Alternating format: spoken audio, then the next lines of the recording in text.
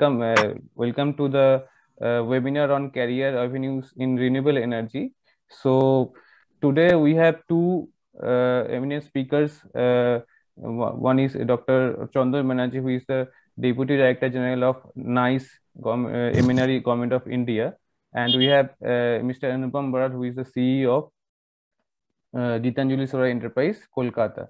So without wasting any time, I would like to request Professor T.K. Padia, Sir, Director, School of Energy and Environmental Sciences, to deliver the introductory speech. Sir, over to you. Thank you, Kunal, for your introduction. Honorable Vice Chancellor, Sir, Honorable Academic Advisor, Sir, distinguished resource persons of the today's webinar, Dr. Chandan Banerjee from National Institute of Solar Energy, Mr. Anupam Barat from Messrs. Gitanjuli Solar Private Limited, respected colleagues, dear participants.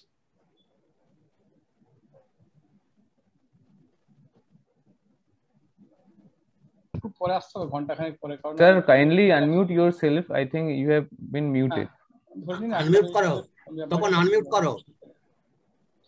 Unmute Hello. karo. Oh, Yes, sorry. sir. So, thank you, Kunal, for your nice introduction. Now, Honorable Vice Chancellor, Sir, Honorable Academic Advisor, distinguished resource person of today's webinar, Dr. Your Chandan mic is Banerjee. muted, sir. Please unmute your mic, sir. Hello. Any problem? No, sir, we can hear you. Okay. From National Institute Yes, of sir, Solar we Energy, are- Mr. Anupam Barat from Messrs. Gitanjuli Solar Private Limited, respected colleagues, dear participants and beloved students. Good morning to everybody.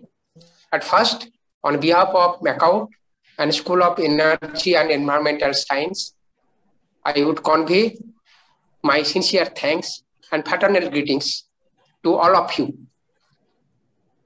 And it is my honor to heartily welcome you to the webinar on career advancement in renewable energy field being organized by Department of Renewable Energy.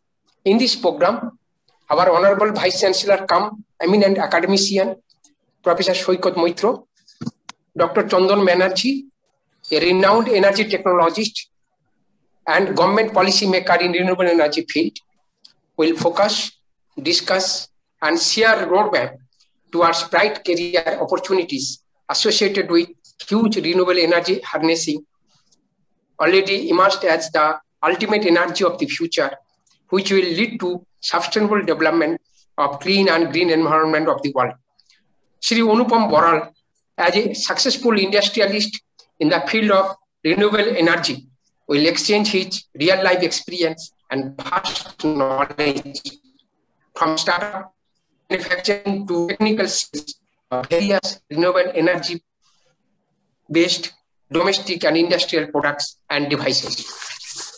Sincere thanks and special gratitude to all of you, sir. Fortunately, India is endowed with huge potential of renewable energy sources like solar, wind, hydro, biomass, ocean, river, and hydrogen energy. They are the cleanest sources of energy with no or minimum carbon footprint, eco-friendly, inexhaustible, and suitable for dispatched generation and can be grid integrated. With the rapid deployment of current energy efficient renewable energy technology, India will be able to meet its unprecedented energy demand and to achieve the sustainable energy security and to mitigate the alarming environmental pollution discussed.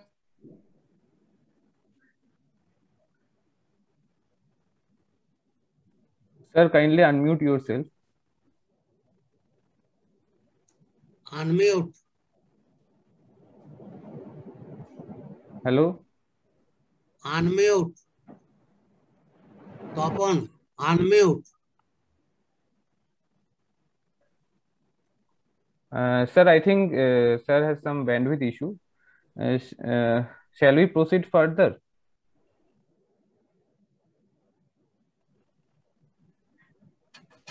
As you think.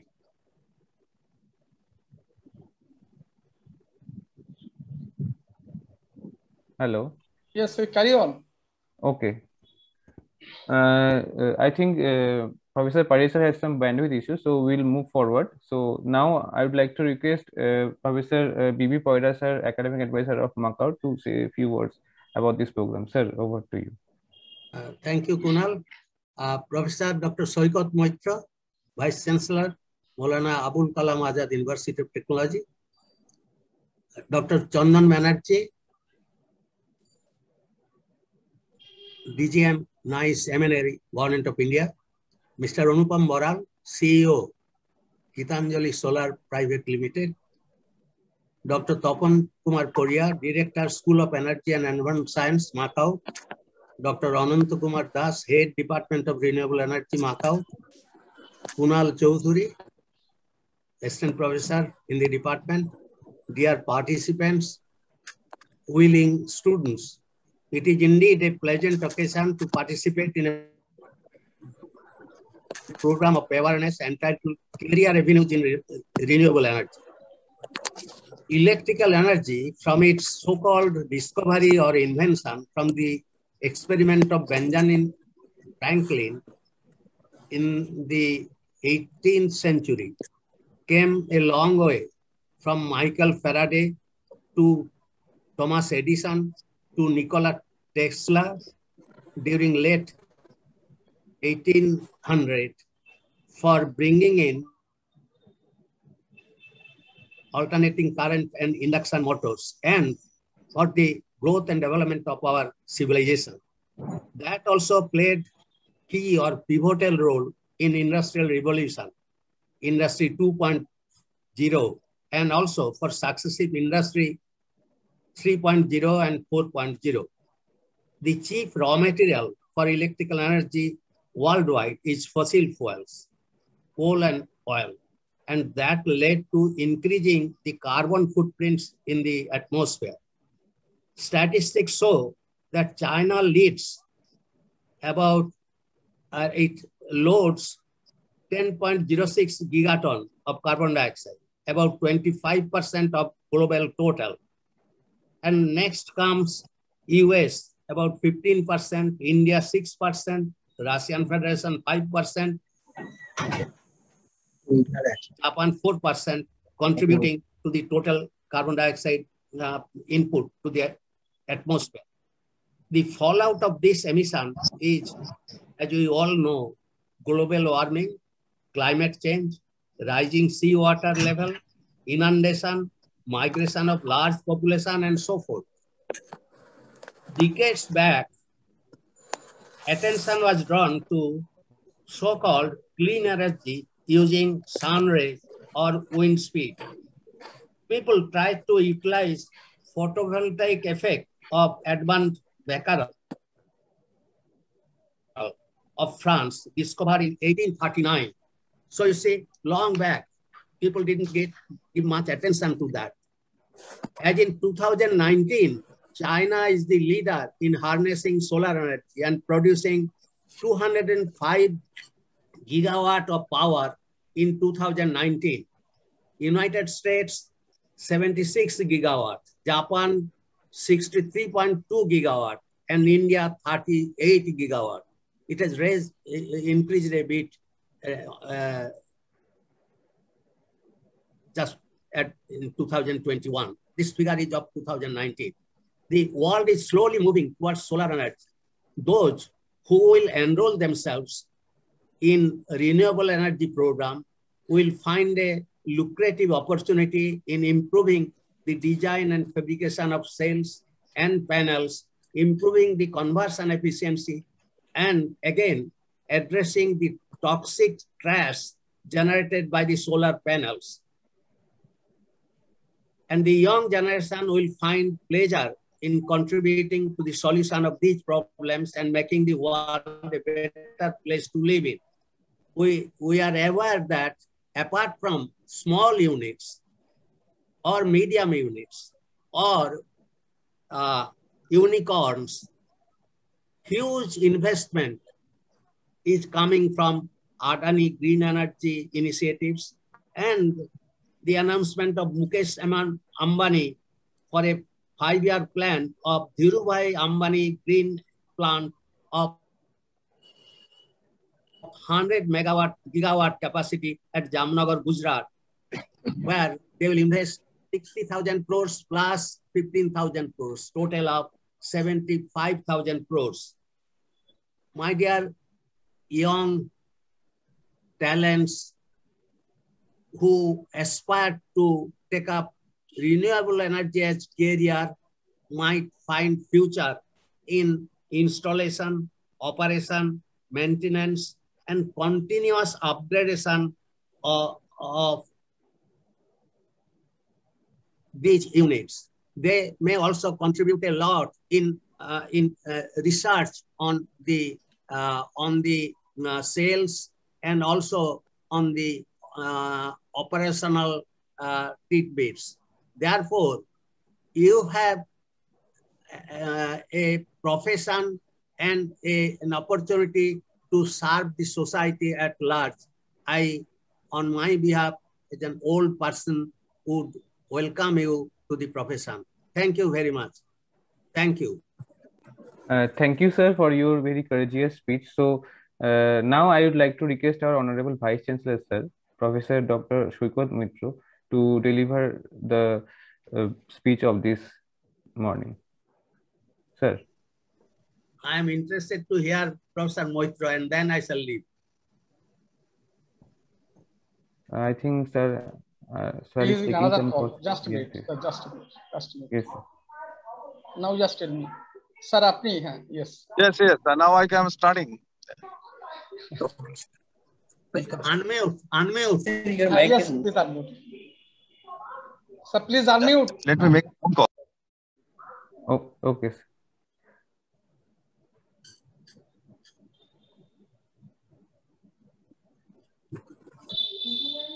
Sir, your mic is mute, sir. No, yes, sir. Yes.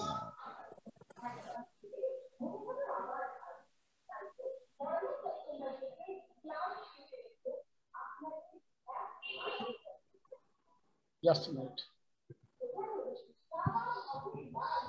Sir. Sir, please unmute. I think sir is taking some calls. Just a minute. Hold on. Sir is in the way.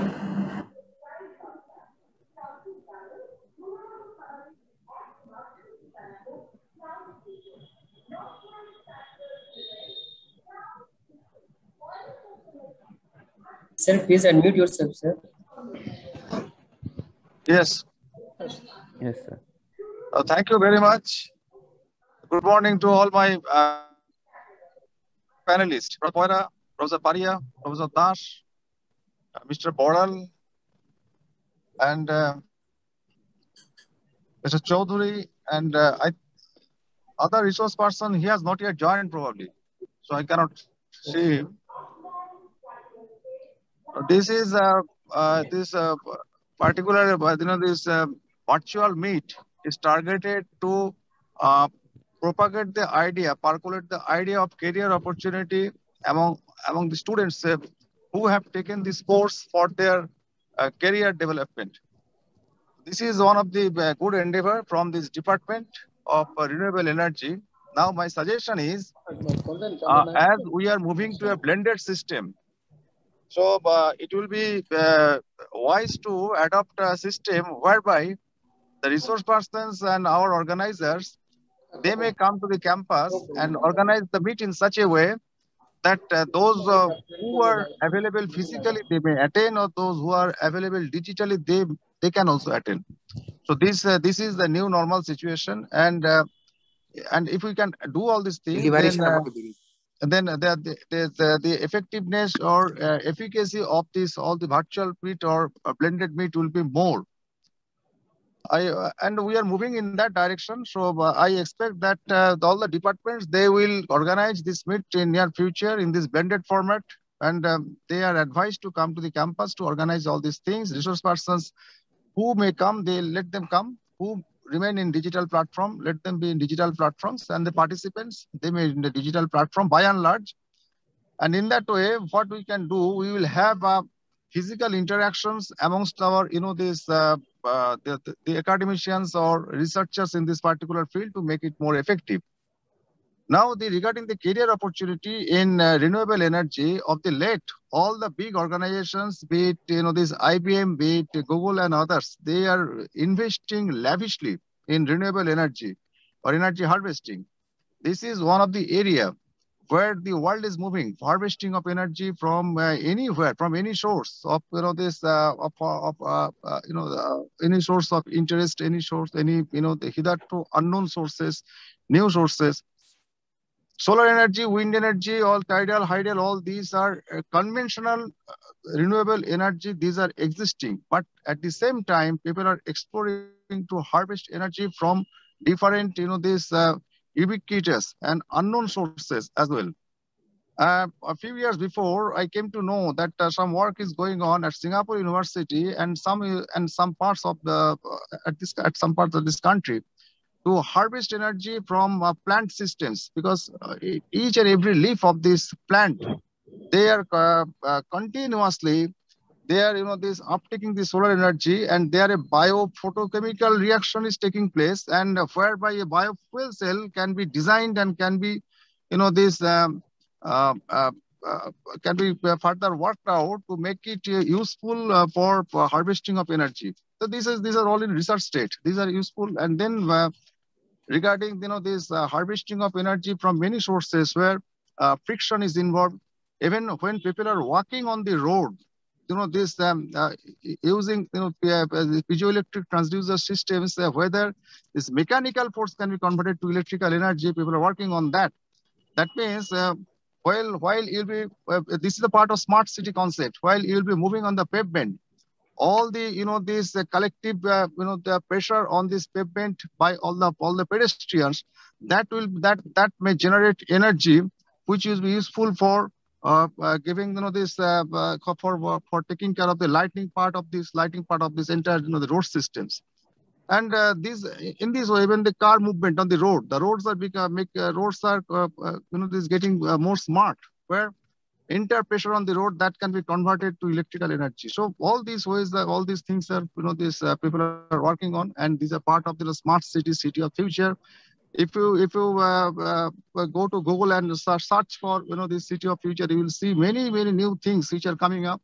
Elon Musk has conceived an idea of solar city, where this entire energy will be harvested through this in a renewable manner and in eco-friendly manners. And in future, all house that will have a potential for harvesting energy. And there are lots of these technological changes are happening. There are lots of this piezoelectric transducer, lots of this the solar cells, harvesting of energy from wind, harvesting of energy from different sources of flow. All these are being worked out. So this is going to be a very this fascinating area for as far as research is concerned. And that's why all these organizations, they are pumping money in this area. And in near future, maybe within this decade, you will be seeing these many new sources of energy have been explored. Why? Because already the project of sending people to Mars that has started. People are now this concept of hyperloop that has become a reality. Electric car has become a reality. So many new things are going to come up in this decade only. And by 2050, the world will be, having a different, these formats where lots of technological changes that will happen, which can take care of the pollution level, which can take care of this, rampant use of fossil fuels for making energies and all these things. And that this is going to be a reality. This is my conviction. And now I believe that today's resource person, they will throw light in this area. And I also suggest all the participants, you do your homework and you try to develop your own perception and own idea regarding the futures of this renewable energy in different formats, so that you of your own get inspired to take up researches in this particular field. I can tell you, energy can be harvested from anything. Even your skin can act as a source of energy. And people are thinking about charging a mobile phone using your skin only. Your hair, your skin, that is a source of energy. Everywhere, energy is everywhere. We are plunged in the ocean of energy. And that's why all these brilliant minds, they are working how to harvest it in a more meaningful way. we know the sources are there, but the commercial exploitation, designing of these things, engineering part of these things is a challenging things. And you will get ample opportunity of applying your innovative ideas and knowledges in the form of researches. And there will be no dearth of this opportunity. So this renewable energy is going and there's another areas coming out that this is called energy informatics. And here, these applications of this data analysis concept and the tools for capturing of different data and analyzing this data to get meaningful information and insights. These are going to be a very, very lucrative career of the future. So those who are attending these programs, my suggestion to all of you is this is going to be very much fascinating field. So you just only apply your mindset, because opportunity is endless here. And then the sky is the limit only. And everywhere there is energy. Think of how to use this energy, develop your own concept, see the research works of different researchers at different laboratories, and try to develop your own imaginative thoughts, and at the same time be inspired for using your potential to the best possible extent for serving the energy requirement, which is one of the crucial area by dint of which we can achieve the status of developed nations of the world in near future. So this is one of the challenging area for countries like India, countries like China, countries like Brazil, where population is vast and we still rely on fossil fuel-based energy. Now, only things technology can be this change agent here, and how we are adopting this technology, how we are the science is there, because scientifically it has been established. Only thing, how we can develop a proper technological model for harvesting this energy in the most profitable way. That remains the challenge. And I believe with our collective and collaborative efforts between all the researchers, all the organizations, industry institute, collaborative these endeavors, these problems will be overcome very soon. I wish all the best to today's virtual meet or digital meet. My thanks to all the resource persons, Anupam Borals and Mr. Chatterjee, probably I cannot see. Dr. Chandan Banerjee, sir. Dr. Chandan Banerjee. Yes, sir. And I expect that all the participants, they will have ample opportunity to interact with them, to validate their ideas, to get new, these insights in their already existing ideas. And my sincere thanks to organizers, Mr. Chaudhary, Professor Paria, and Dr. Dash for organizing this meet.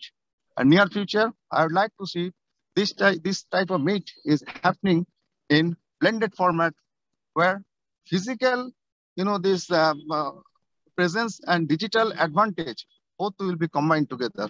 Thank you very much. Thank you, sir. Thank you, sir. Thank you, sir, for your very courageous and detailed speech, and thank you for giving us your valuable time for this program. So, thank you, sir. And now I think Professor Paria, sir, I think you have been disconnected, sir. You can resume your speech, sir. So the first thing is that Dr. Chandra Banerjee is trying his level best to join, but you just advise him how he can join through this link. So this is the best thing that this is needed, because he will be the next speaker. Okay, yes, I am just advising Dr. Kunal Chaudhary to do the needful. Okay. Yes, sir. Yes. So I have missed my deliberation at that time because of this very urgent call from Dr. Banerjee. Because he's not capable of joining this program. Still, it is not been solved. So you just ask our webinar team to do the needful. Okay. So anyway, my deliberation is that with all these panelists, resource persons, my colleagues, my participants, and certainly the beloved students. So I just convey my sincere thanks and fraternal greetings to all of you. And it is my honor to heartily welcome you to this webinar, particularly on this career advancement in renewable energy field. And this is actually organized by Department of renewable energy. In this program, our Vice Chancellor, eminent academician, Professor Soikat Moitro, has already shared his roadmaps and certain expertise for this importance of the renewable energy field. And Dr. Chandan Banerjee, a renowned energy technologist and government policy maker in renewable energy field, will also focus, discuss, and share roadmaps towards the bright career opportunities associated with the huge renewable energy harnessing, which has already proved as the ultimate energy of the future and for the sustainable development of the clean and green environment of the world. Dr. Anupam Boral, as a successful industrialist in this field of renewable energy, will exchange his real-life experience and vast knowledge from startup, manufacturing to technical sales of various renewable energy-based domestic and industrial products and devices. Sincere thanks and special gratitude to both of you, sir. Fortunately, India is endowed with huge potential of renewable energy sources from solar, wind, hydro, river, biomass, ocean, and hydrogen. And they are the cleanest energy sources with no or minimum carbon footprint, very eco-friendly, inexhaustible, and suitable for dispersed generation, and can be grid integrated. With the rapid deployment of the current energy efficient renewable energy technology, India will be able to meet its unprecedented energy demand and to achieve sustainable energy security and to mitigate the alarming environmental pollution, discarding the highly polluting fossil fuels altogether. And this is the view of our Vice Chancellor also. And India stands fifth in total renewable energy installed capacity at present. The harnessing of renewable energy is not just electrical generation, as observed by our senior professor, Professor B.B. Poira. It involves newer products, updated technology, involvements, efficient storage, conversion, distribution technology, apart from installation, repair, maintenance, technical sales, and consultancy, etc. Ministry of New and Renewable Energy, Government of India, has launched the ambitious target and master plan to disseminate and implement novel ideas and technological advancement in renewable energy sector using artificial intelligence and Internet of Things. India's mission for enhancing renewable energy capacity from 134 gigawatt as of now to 220 gigawatt by 2022, which included 100 gigawatt from solar PV, 60 to 80 gigawatt from wind, 10 gigawatt from biomass, and 10 to 20 gigawatt from small hydropower seems within the reach of our execution. There is ample scope of work and challenges in the renewable energy sector by developing a holistic business model in terms of value creation, innovation, product development, skilled manpower generation, knowledge and technology transfer, and state-of-the-art services when environment, health, employability, and energy security are taken into consideration. In fact, large government undertakings, multinational industry houses, and foreign companies, as pointed out by our Honorable Vice Chancellor, are investing massively because of the vast potential of renewable energy and a robust demand move towards green energy corridor and government policy. In India, the specialized workforce in renewable energy sector stands at around 10 lakhs in 2020, which goes up by many fields, many folds in coming years. The fascinating areas of cost-effective and innovative application of renewable energy, from enhancing standard of life to energy solutions, may be depicted as follows. Livelihood applications, particularly cooking, lighting, potable water, healthcare, irrigation, and agriculture, power system and design, renewable energy integration with grid, forecasting solution, demand response distributed energy system, and energy trading. Solar energy systems involving solar rooftop solutions, applications of the artificial intelligence and Internet of Things for increasing energy extraction from sun, energy solution for industrial processes like process heat, power generation and cooling system, biomass and waste to energy supply for power and thermal generation, utility and energy storage, advanced energy storage applications in decentralized and off-grid power projects. Hence, to cater this innovative renewable energy field and powering the green energy revolution befittingly, huge number of the specialized new generation technologists and engineers are needed globally. Considering immense importance of this field, MAKAUT has promptly established unique department of renewable energy for imparting interdisciplinary MTech courses in renewable energy with the intake capacity of 30 from 2019 onwards. First batch students of MTech program in renewable energy has already been passed out with brilliant results. The main aim of this renewable energy department is to build a world-class knowledge hub and research center in this emerging field. It is engaged fully to inspire students and research scholars with creative ideas and aptitude for conducting industry-oriented R&D work. The faculties of the department is fully devoted academically and professionally to produce updated skilled renewable energy technologists of the future to fulfill the latest needs of the industry and the academic institutes. Moreover, a large number of the learned scientists and technologists of Indian Renewable Energy Development Agency Limited of all states, Solar Energy Corporation of India, National Institute of Solar Energy, National Institute of Renewable Energy, National Institute of Bioenergy, National Institute of Wind Energy are also engaged tirelessly for upgradation, short-term training, and promotional activities in renewable energy field all over India.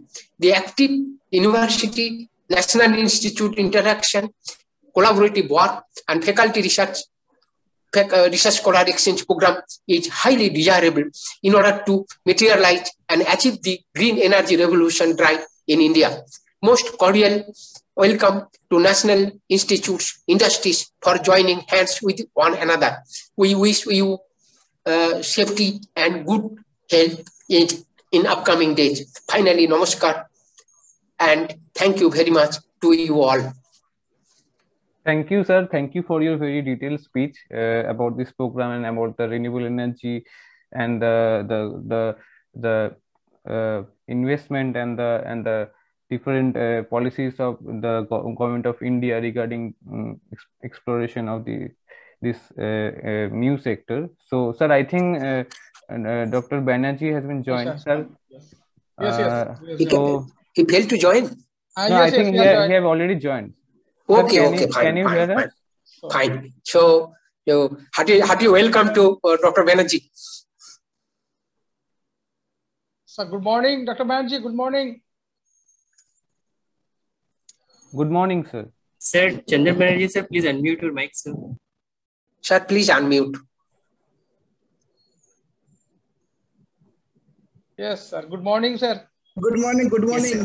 Yes, Good morning, Dr. Banerjee. Good morning, Dr. Banerjee. My Professor Padiyap speaking. Yeah, good morning. Actually, in government sector, the Zoom is not in a band. So Okay. That was the problem. Yes, we understand your problem, sir. Thank you very much, sir, for joining. Most welcome, sir. Sir, shall we continue further? Yes. Okay. So we are moving towards our next speaker. So our next speaker is Dr. Chandan Banerjee, who is the Deputy Director General at National Institute of Solar Energy, Minister of New and Renewable Energy, Government of India.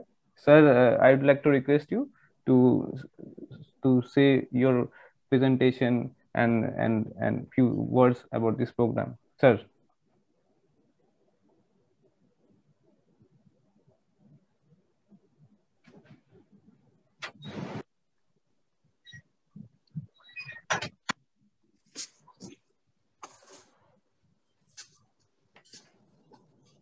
Sir, your slide is visible. Sir, please unmute your mic, sir.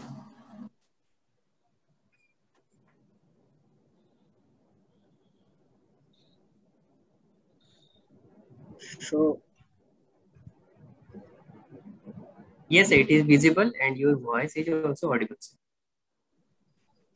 yeah, good morning. This is just to give some overview of renewable energy. if time permits, then end of the slide, I'll try to give that what nice. So I will just try to give some glimpses that what NICE is doing. So the first is that what is renewable? Screen is disappearing from here. The screen is visible from our end, sir. What is renewable energy? No, from my side. From my side. Yeah. Now it is moving. Yeah. Probably it is okay. minimized, sir. Yeah. So what happens? What is renewable energy anyway? This is all the non-renewable energy resources like the coal, nuclear, oil, and natural gas are available in limited supplies, and it is take very long time to replenish these sources. And though the renewable sources are actually restored naturally and over relatively in a short periods of time. And normally the five major renewable energy sources are solar, wind, water, hydro, which is basically less than 25 megawatt capacity, the biomass, and geothermal. And why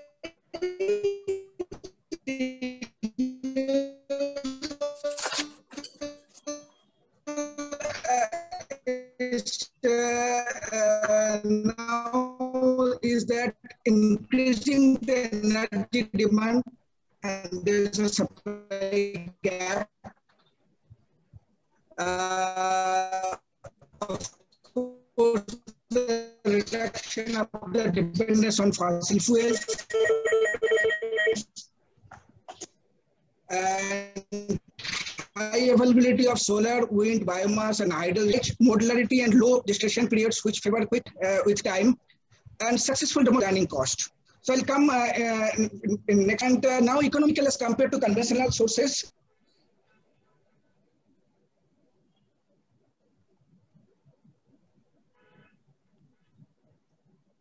Perhaps he is disconnected.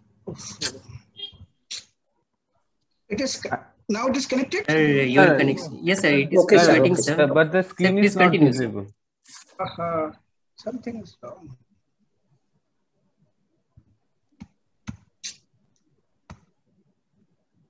Sir, please reshare it, sir. 1 minute.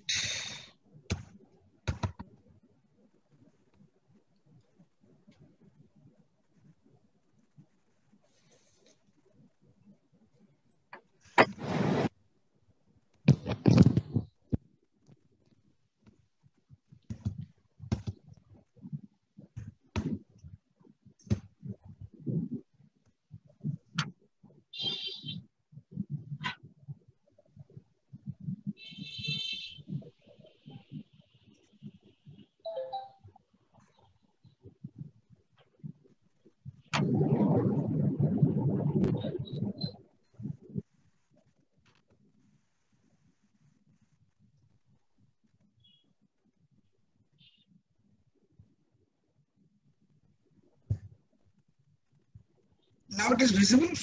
Yes, sir, now it is Hello? visible. Yes, sir. I don't know what is happening. Actually, connect from my mobile network because the local network is not taking this Zoom. That is the problem, something. Sir, you may switch off That's your the video, great sir, problem. if there is bandwidth issue. Okay. So that will be better. Yes, sir. You can switch switch off your video if there is bandwidth issue. Yes. Yes.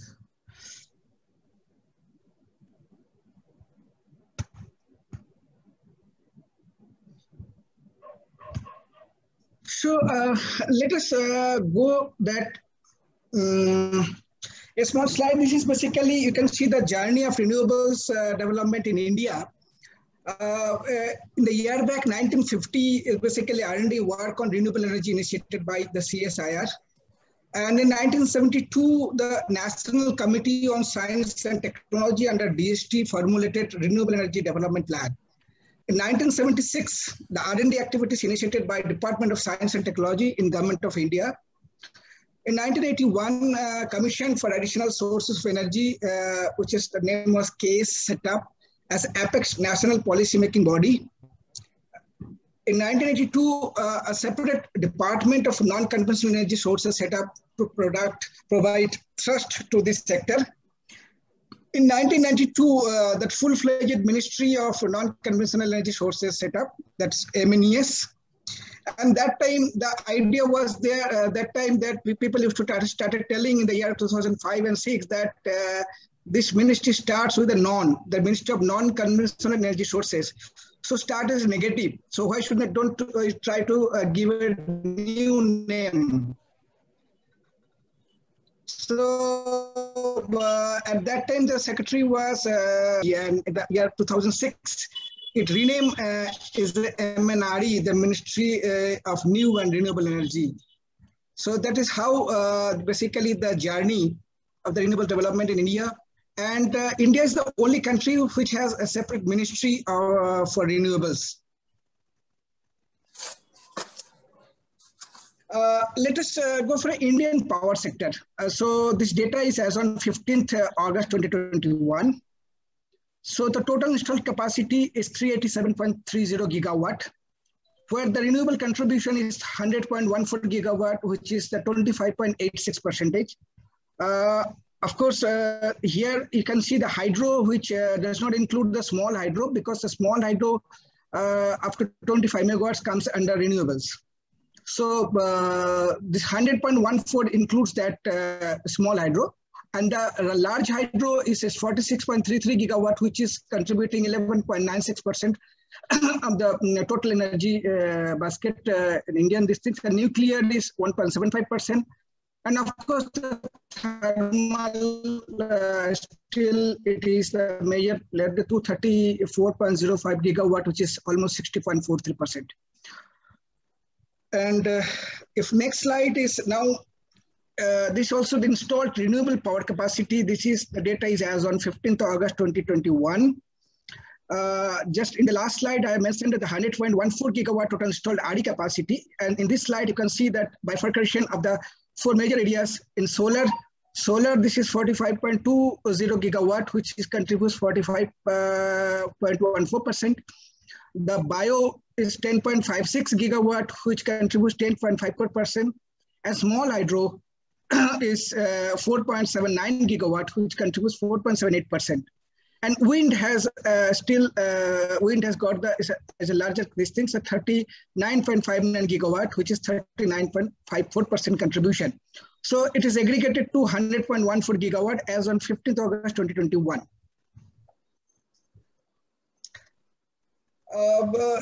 Now this slide is showing the renewable energy potential in India. The potential is quite high. You can see the number is 1,700 gigawatts. So, and if you use the sector-wise, if you distribute that the potential, that wind has got 695 plus gigawatt capacity, solar has got almost 750 gigawatt. And these are the potential, the different sectors in renewable energy in India. And this is quite high, you know that there's a lot of scope to install, for even right now, this 25%, it can go at any figure. Now, if you see the roadmap for renewable power sectors, there's a published, that 2022, that 175 gigawatt is a target for install the solar, out of which the solar is 100 gigawatt, wind 60, bio 10, and small hydro is 5 gigawatt. And out of 100 gigawatt solar, this rooftop is 40 gigawatt and 60 gigawatt is the ground mounted. But internally, there's a revised target by 2030. Basically, the target is 450 gigawatt by renewable sources.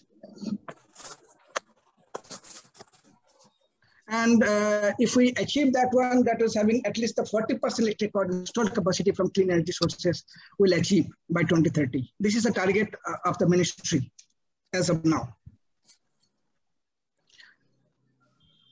So I can just list it out some of the major existing schemes for solar sector. The first one is a solar park scheme, which is also named as ultra mega renewable energy power parks. Then central public sector undertakings, and even just before the last slide, what I mentioned, the 60 gigawatt is coming under ground mounted. The 60 also, there is an idea that out of the 60, around 20 gigawatt targeted for the solar parks. And then central public sector undertaking scheme, the rooftop program, it is a phase 2 now going on. And you have heard about the recently launched the PM Kusum scheme. Then the green energy corridor, solar PV manufacturing, the PLI scheme and DCR, innovative RE products, the RE powered with peaking power, RE power round the clock, firm round the clock powered by building RE with thermal, etc. These are the schemes and ideas going on at present. I'll just go through one slide for each scheme just to have an idea. But if you want to go through the detailed scheme, you can go through the ministry's website or the published scheme for the details. Like the solar park scheme that provides land and transmission on plug and play basis, a scheme target is 40,000 megawatt, which is basically out of the 60 gigawatt ground mounted. This 40 gigawatt schemes are targeted out of the solar park. And central financial assistance up to rupees 25 lakhs for DPR and 20 lakhs per megawatt or 30% of the project cost, whichever is less. Capacity approved so far 28,201 megawatt, and 43 solar parks in 15 states is approved as of now. Projects commissioned inside solar parks almost 8,301 megawatt in 12 solar parks.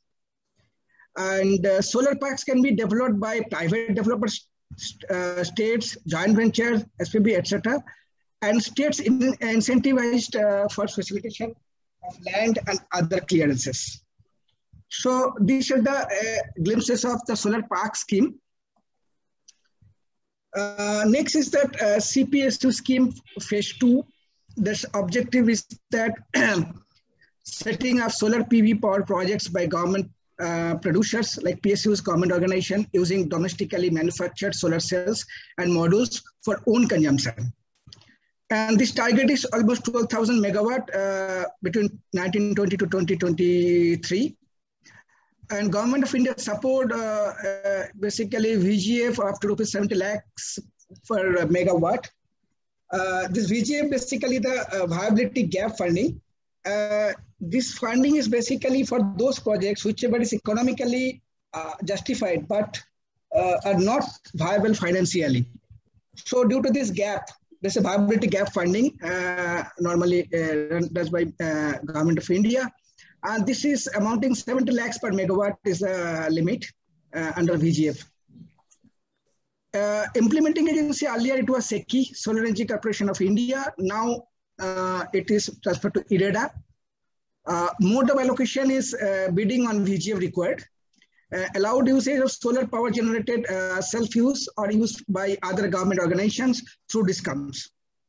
And the current status is that 2,026 megawatt capacity under implementation and 5,000 megawatt capacity under bidding stage.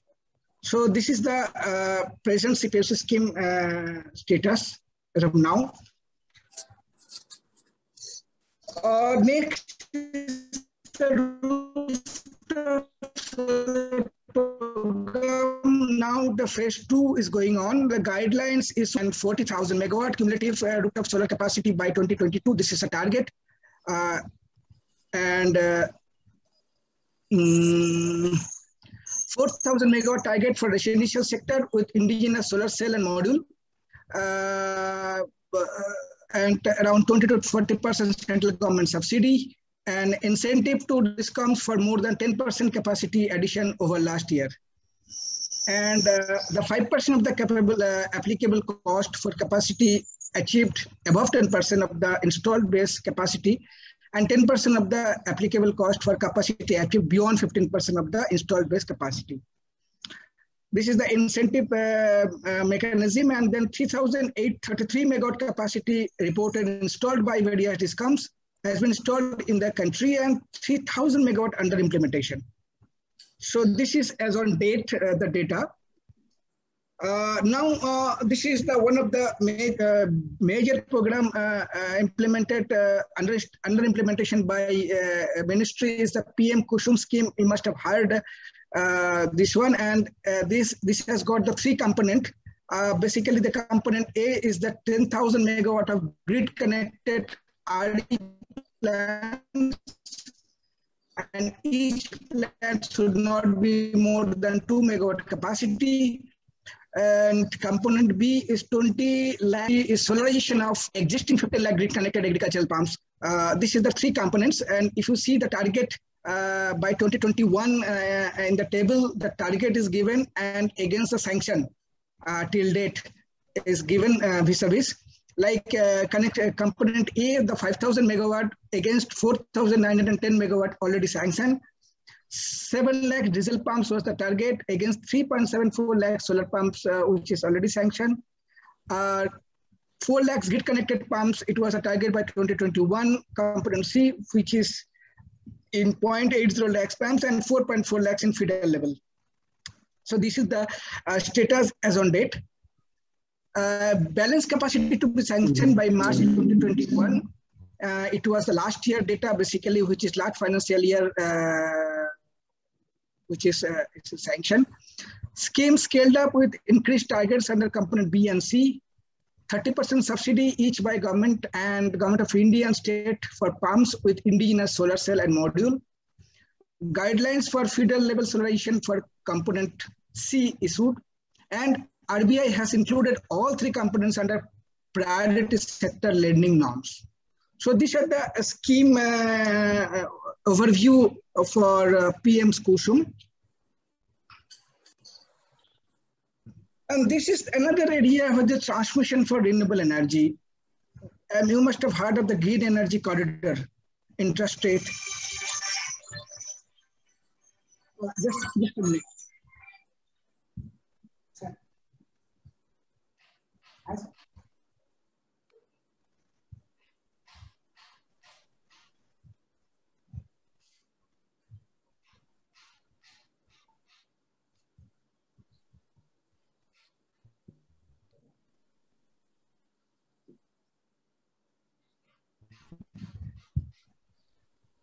Slides. Sir, hello. Okay. Next slide. Next slide.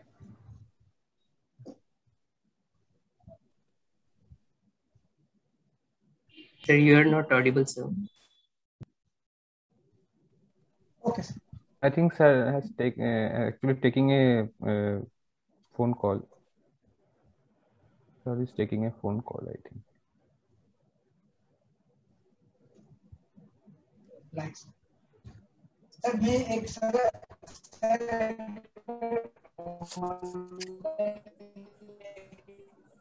presentation दे रहा था मैं आपको.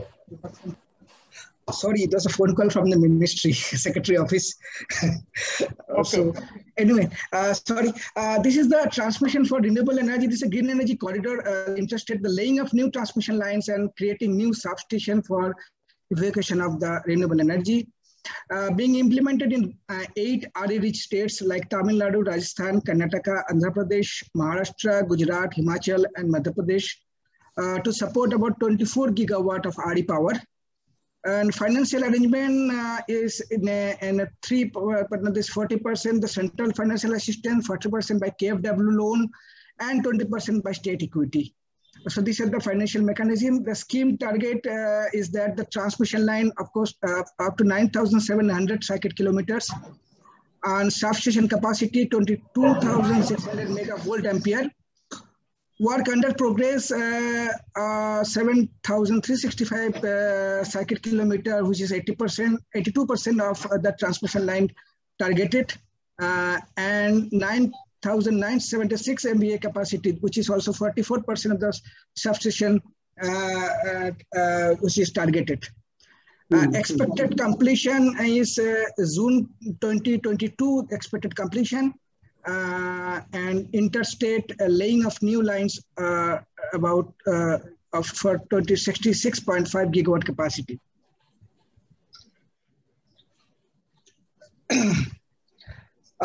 If I see the status of the RE projects as on August 15, 2021, you can see that the solar sector, that by 2022, the target was 100 gigawatt, installed capacity 45.20 gigawatt, under implementation 35.33 gigawatt, tendered 21.32 gigawatt.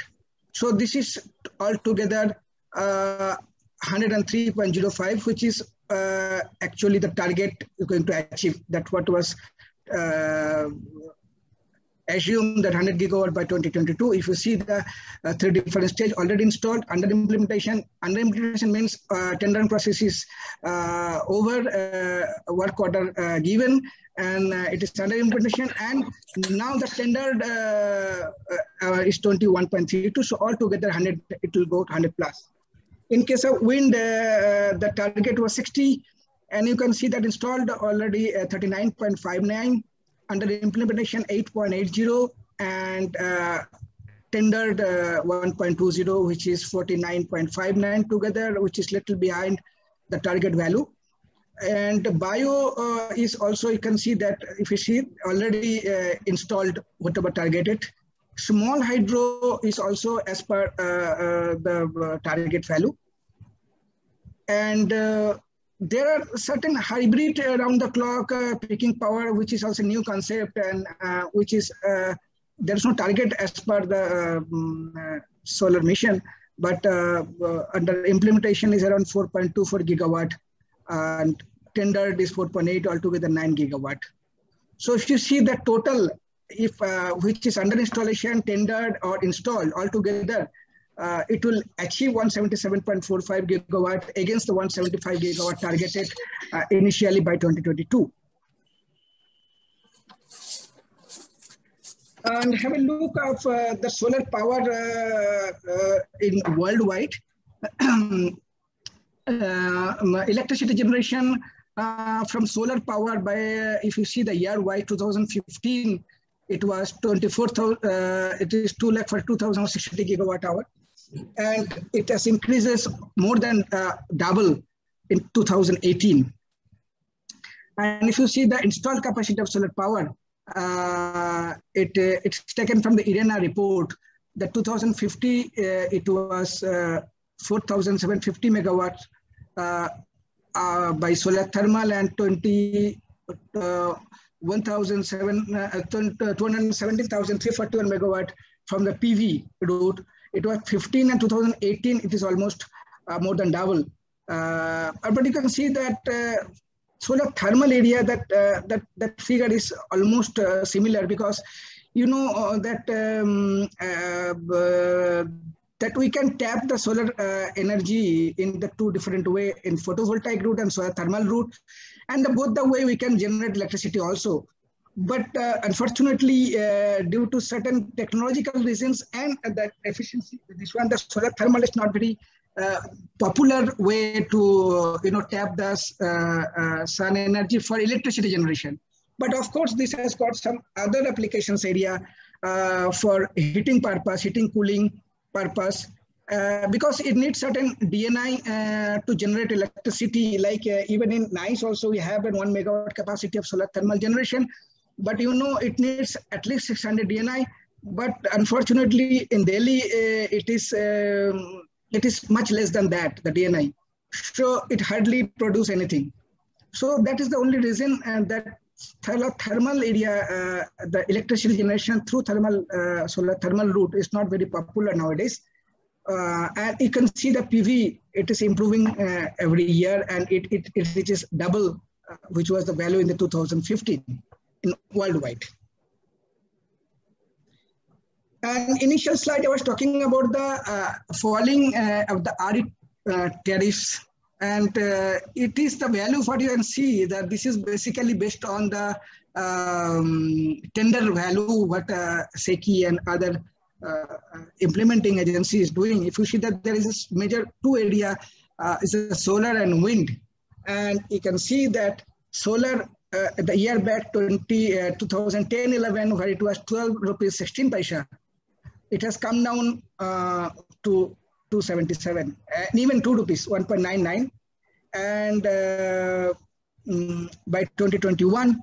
And the wind, it was not very high, 3 rupees 14 paisa. Still, it has also come down 2 rupees 77 paisa by 2021. So this is the actually, you can see from this graph that that RE tariffs day by day and every year it is falling. In case of solar, it is a significant reduction from 12 rupees 16 paisa to 1 rupees 99 paisa. And that is how we can say that it is reached the grid parity. Here you can see that a table basically the different sources of energy vis-a-vis the installation cost per megawatt and power generation cost per kilowatt hour per unit. So this is a table. This is published anywhere. So you can see that one. Because normal the thermal, if you go to the coal thermal based power station, this is almost 4.5 to 5 crore per megawatt is the installation cost, and the power generation cost is 3 rupees 5 paisa per kilowatt hour. Whereas the thermal for the gaseous is 5 crores, then hydro, nuclear, wind, biomass, wind, solar hybrid, solar, PV, and you can put the rate one is by thermal. Thermal is very costlier because of its efficiency is quite low compared to the PV.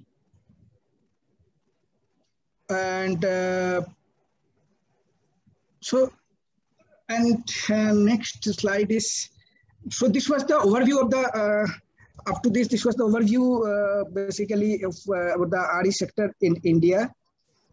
Now I have few slides about the NICE, because I am representing NICE, and I think, and this is the only institute in the country, basically it's made for the solar energy. And so this National Institute of Solar Energy is an autonomous institute under MNRE, Ministry of New and Renewable Energy. Before actually it started a journey, that time the name was TEC, Solar Thermal Energy Center initially. And afterwards it converted the name to Solar Energy Center.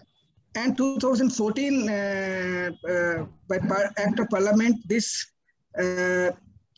institute, which was the center of the ministry, converted to autonomous body named National Institute of Solar Energy in the 2014.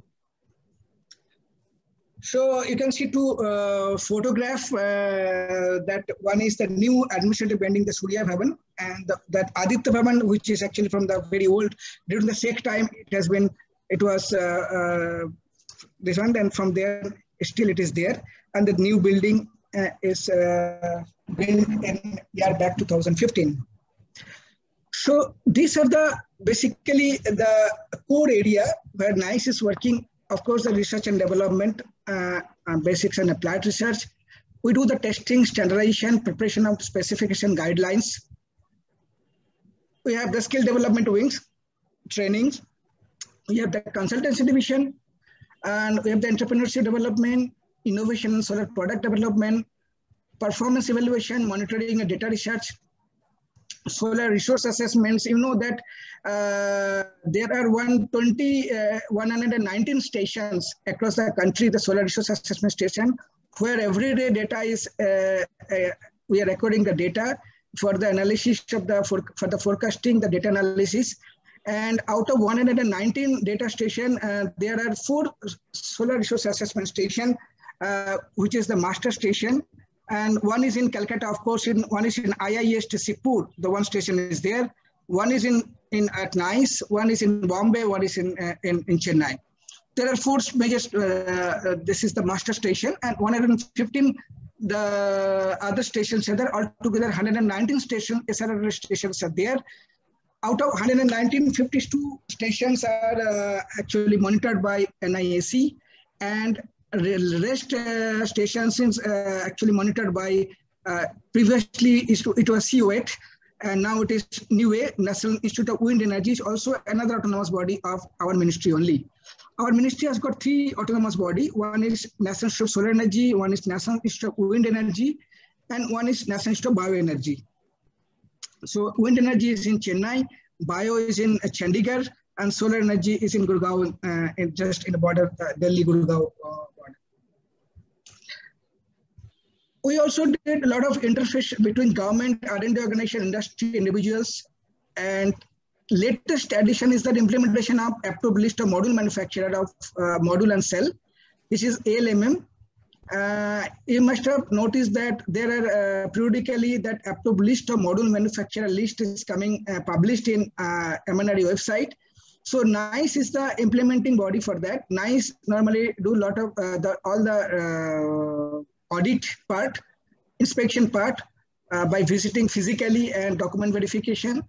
And they recommend the capacity of the particular plant as well as the model they are fabricating the models, and based on that, these models and the capacity list in the MNRE website. So right now, almost 8,000, more than 8,000 megawatt capacity listed out, which is the installed capacity in the country, and it is under implementation. And very recently, another things added, which is not added in this slide, which is the So PLI scheme is there, production leak incentive scheme. So that is also implemented by NICE only, but funding mechanism is through IREDA only. It is 4,500 crores outlay in 5 years, just to promote the Indian manufacturer for the high efficiency solar panel manufacturing capacity. But in minimum capacity should be 1,000 megawatt, not less than that, along with the domestic content, so that they should not only to produce the solar module and all the value chain material starting from the solar wafer, silicon wafer to other components of the PV module. So many big manufacturers already planned, started doing all these things, and in the back end material as well. This is a few photographs. You can see that different. We have an Enable accredited lab, and we have Enable accredited lab for testing of the solar PV panels. We have the lab for testing of the solar lighting systems, including the street lighting. Then we have the testing lab for inverter, testing lab for battery, testing lab for solar SPV water pumping, and we have the thermal testing lab as well. And we have the solar cell laboratory also. This is all are Enable accredited. We have started the R&D also, and we have this is called photograph of the clean room, where all the latest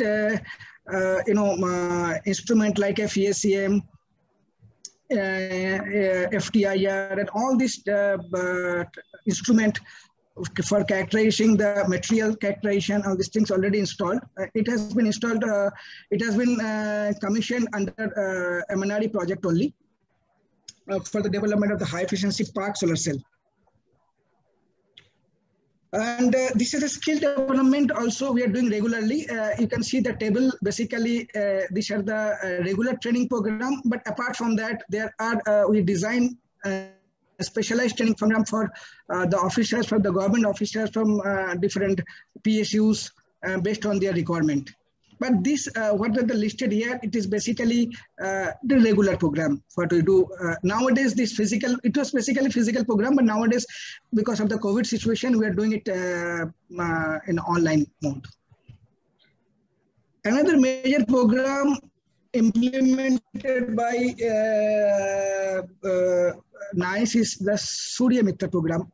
So basically, the concept of the Surya Mitras came a year back when the 100 gigawatt installation was, we're talking about 100 gigawatt installation across the country. So there was a discussion that, okay, if we install 100 gigawatt, they need a manpower in the ground level for operation and maintenance of this huge 100 gigawatt installation. And it was the idea, and there was a report by CII that in the ground level, almost 650,000 manpower is required to cater the services to 100 gigawatt capacity. So at that time, ministry decided to, okay, as a pilot, we will train 50,000 ITI diploma pass student in 5 years. And it was implemented by NICE and successfully by the 5 years completed in last March, 2020 March. And we, against 50,000 target, 47,166 number we have achieved. And you'll be surprised that 54% out of this has been placed in different industry, and by EPC, by different industry. And I can see that Mr. Anupam Baral is here, even as few Surya Mitras. He also hired few Surya Mitras for his requirement. And even not only, he's also one of the master trainer for Surya Mitras also in his organization, in his factory. He has given many trainings to the Surya Mitras. Even he, and not only that, he is also the instrumental to promote the Surya Mitras in West Bengal also. You know, initial days, even though I was looking after for the Surya Mitra program from NICE side, but it was very difficult to, you know, penetrate in West Bengal because SNA was in between at that time for the implementing these things. But Anupam Davas really helped me a lot to identify few organizations, and they did very well in last 5 years for implementing this project in West Bengal. We do a lot of international training also. Basically, Ministry of External Affairs, there is a very good program, is a ITEC program. And even MAKAUT can do that. If there is a procedure, anybody can do that. Even private party can do that. They can approach to MEA. There is a standard website. There is a standard program in all sectors. We are doing for the solar sector basically. There are many sectors where ITEC program normally do for the foreign participants. And till now we have trained 884 participants across from the 36 program and from 116 different countries attended till now. This year also we did, but it is online mode only, but very difficult to do online mode because the countries, there is a time zone and all these things. But we could able to do 50 participants in this year online mode. Mostly are African because this would be in the same timeline zone. Otherwise, it's very difficult to manage the timeline. But I can see that MAKAUT can do that because this is not restricted for the only for the government organization. This one, because that ITEC program in any sector one can approach to MEA, and this is very standard program, and one can do that. And anyway, these are the standards basically what we follow for our testing labs. So just I'm running this one. And these are the few products developed and we have patented basically these products. And this has been developed by NICE, and we have put this the first one is a solar dryer cum space heating system. And you can see the photograph in Vigyan Bhavan. PM Modi inaugurated this system, and we have installed 310 such systems in Leh, Ladakh, and Jammu and Kashmir. And with the funding from the Horticulture Department of Jammu and Kashmir, this is basically used. You can see the photograph, the drying of the apricot. You know, these are the one of the good things. And this is the first time Leh, you know, there's a tweet from the ministry also. This is the first time that Leh, they exported this apricot, the first time in ever. So before that, they have never exported these things because now they're drying this and they exported these things. And this dryer can be utilized for many things, but this particular 310 installed at Leh, Ladakh, Jammu and Kashmir for drying of the apricot only. You can see some photograph of at Leh, Ladakh after installation. And this is one of the photograph. This is standalone system, no need any power from conventional sources. This is self-sufficient from the energy sufficient for these two panel. You can see from there. One more good thing we have developed, this also we have patented. This is the solar power cold storage system. This solar power cold storage basically is a combination of solar power cold storage is basically a combination of solar thermal and solar photovoltaic. So this is not a unique technology of the PV. This is a combination of PV and solar thermal.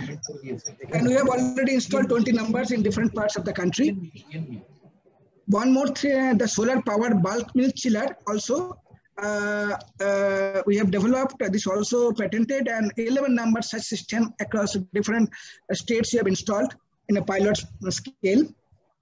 One more, the fourth one is that solar powered water ATM with a larger capacity.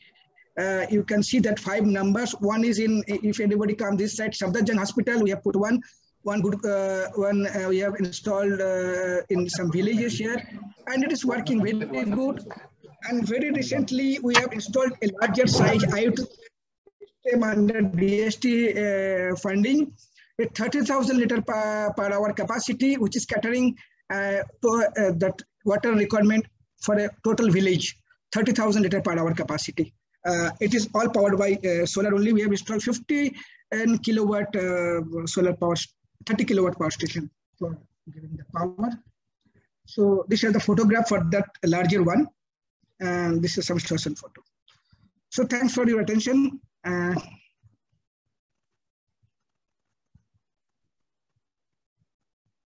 Thank you so much, sir. Thank you so much, sir, for your very detailed speech about the renewable energy scenario in India, as well as the works which are actually done by NICE. Sir, I have a few questions. So first of all, sir, please comment something about the new launched National Hydrogen Mission. What will be the future of this? Yeah, future, you know that, the hydrogen is a future fuel. So we are also, yes, fortunately, unfortunately, I have not put some slide for, NICE is working on solar, even hydrogen energy also. And already we are working for the vehicle. We have a actually fueling station, hydrogen fueling station. In India, hydrogen fueling station, only there is 2 locations, one in IOCL and Faridabad, and one is at NICE. And we are augmenting this fueling station also. It was 6 kg per hour, and now we are going for the 10 nm³ capacity. We are with the electrolyzer. We are installing now. And already we are working with Mahindra & Mahindra, Tata, because Tata have made few buses, fuel cell based buses, and their fueling is done by here only. And Mahindra developed few Scorpio car for the dual fuel. Basically, it's a diesel and hydrogen dual fuel. So that is also we're working on. And very recently, we have signed an MOU with Hyundai Motors. You must have seen that during the launching, there was some photograph in PM Modi was sitting in one car, a Hyundai car. So that particular cars, they are importing, because they're not actually manufacturing in India, they're importing those things. And they're in a field trial also by fueling hydrogen from here only, we are going to start. So the major issue is that, see, technology-wise, the fuel cell vehicle, it is nothing new, and even in the worldwide, there is a lot of hydrogen-based vehicles are there. The main issue is the fueling station. You know that hydrogen as a fuel, like the availability of the fuel, like these people also are facing the problem. Suppose if he has to run because the trial run has to be done between, say, Faridabad, Gurgaon, or Delhi, Gurgaon, but the fueling station is only 1 or 2. So that is a major thing, and the cost. So the hydrogen, if you want to, they electrolyze the water and want to produce hydrogen, then there is a problem, because the cost-wise, it is not really viable as of today, if you see this one. But there is alternative source of, generation of hydrogen. There are certain industry where the byproduct itself is hydrogen, but the purity is not that much level. If you purify those gases, and you can utilize that as a fuel, and that may solve this cost issue. But we have, I can share with one report basically we have published actually. That was the actually Honorable Minister requested to make a report on the comparison between the electric vehicle, the battery EV, and the hydrogen fuel vehicle. We have made a complete good report. I'll share that report. You can go through that report. It's a detailed report is there. And also we have published a review article in the Journal of Fuel that also I'll share with you. It's a detailed review report is there. So you can idea, of course, this is a future well. Already the hydrogen mission is coming, already announced by our Honorable PM Modi ji.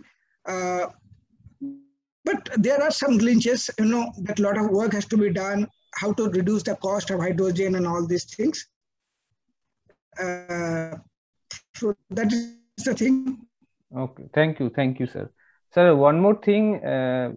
What about the internship or training program that are actually running by NICE? So, if any student or anyone want to join, so what is the procedure for that?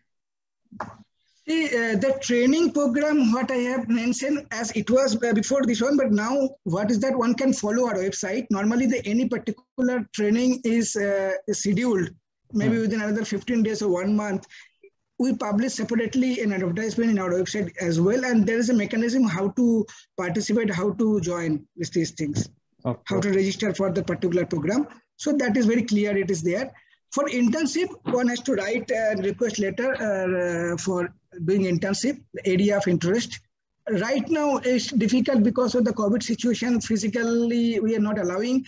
But when things will become normal, one can come and do that because we are allowing many students for that. But we prefer to do not less than 6 months because otherwise it's wastage of time only for both the end.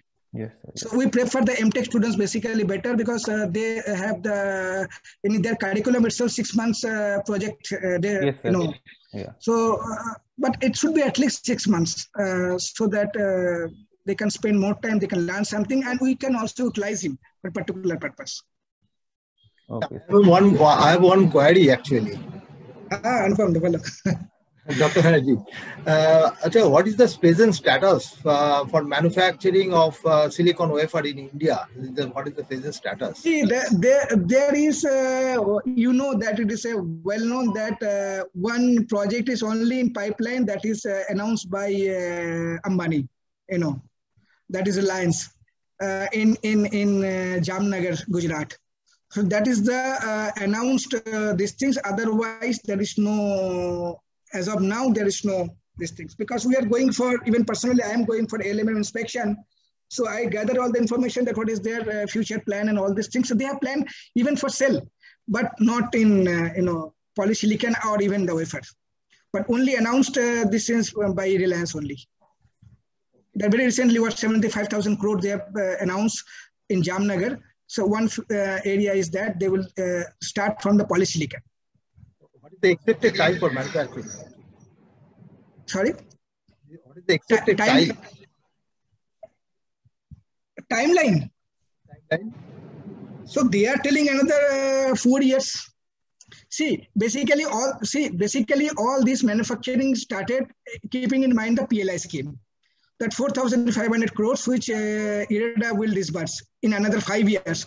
So basically they have to get the benefit out of that. So another 2 years they have to start anyway. Because if they have to get the benefit of the PLI scheme. So this is otherwise linked. Okay, sir, thank you for your time and your very detailed and valuable. Yeah, actually, today I supposed to go this one. Somehow it has been postponed by tomorrow. So that is why today I'm in the office. Okay, thank you very much, sir, for your cooperation and for your very informative lecture that we have heard from Dr. Banerjee. Yeah, actually, this is not my area. Anupam knows that my area, I am basically a lab scientist. I work on solar cell, material science. But now, because I become administrator, so I'm in this field. So my lecture area also changed. Otherwise, my my core area is solar cell, material science, and all these things. We did my research. Right, sir. Thank you. So material development is the priority to us. Yeah, and that we are doing here also. That is my core area. I did my PhD with Professor Barua and I did postdoc in Japan. So those are the area. So now I'm a completely different area I'm looking. So it's a big transition. Yes. Okay. So then you are working on devices. Okay. Yes, good. Definitely. Thank you, sir. So we are moving towards our next speaker. So our next speaker is Mr. Anupam Baral, who is the CEO of MS Gitanjuli Solar Enterprise, Kolkata. Sir, please, you can start now. Visible? No, sir, it is not visible.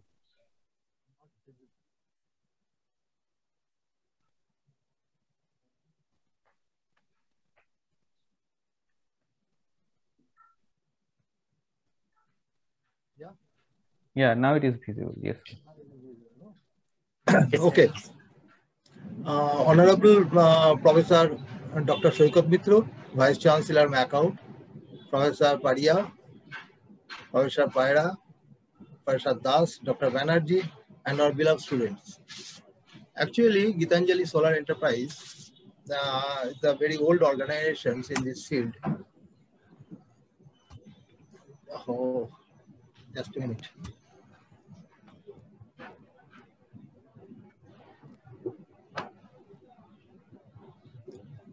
Yeah. The Gitanjali Solar Enterprise is popularly known as Gitanjali Solar. These are micro and small and medium industry unit.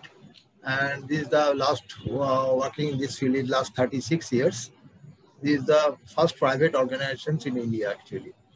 When we have started our organization, in that time only 3 organizations is there in India, and 3 organizations, Government of India organizations, in CEL, Central Electronics Limited, then BHEL, and then REL. Then we are the first private entrepreneur in this field in the year 94-95.